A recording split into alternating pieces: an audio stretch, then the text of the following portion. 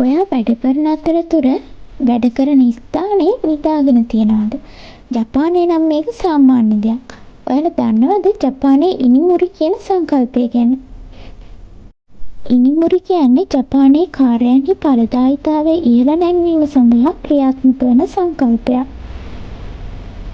ජපානයේ ඇතැම් කාර්යාලවල සෑම දිනකම දිවා ආහාරය ගැනීමෙන් පස්සේ කෙටි නිින්දකට අවස්ථාව ලබා දෙනවා.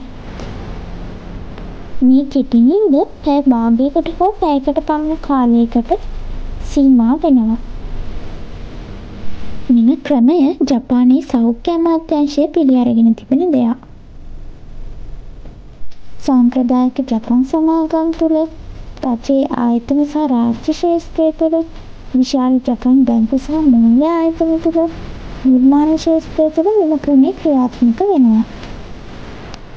ඉතින් ඔයාටත් මේ ගැන තවදුරටත් හොයලා බලන්න පුළුවන්.